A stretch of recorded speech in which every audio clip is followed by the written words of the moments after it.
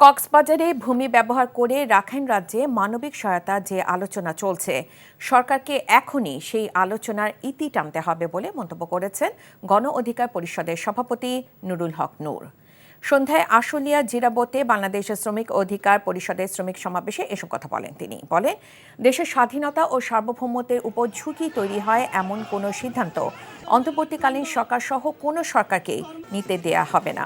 তিনি আরও বলেন, অন্তর্বর্তীকালীন সরকারের প্রতি সমর্থন ও ভালোবাসার থাকলেও সরকার যা ইচ্ছে তাই করবে, সেটা মেনে নেওয়া হবে না। এ সময় গণ অধিকার পরিষদের সাধারণ সম্পাদক মোহাম্মদ রাশেদ খান সহ অনেকে উপস্থিত ছিলেন। দেশের স্বাধীনতা সার্বভৌমত্বের উপরে ঝুঁকি তৈরি হয় এমন কোন সিদ্ধান্ত অন্তর্বর্তীকালীন সরকার কিংবা কোন সরকারকে আমরা নিতে দেব না। বাংলাদেশের কক্সবাজারের ভূমি ব্যবহার করে মিয়ানমারের রাখাইন রাজ্যে ওই তথাকথিত সহায়তা পৌঁছানোর নামে যে মানবিক করিডোরের আলোচনা চলছে, সরকারকে বলবো ওইখানে ফুল স্টপ মারেন, আর এক পাও আগাবেন না। বান্ডেল থাকলে প্রতি সেনমানিতে টাকা বাঁচবে।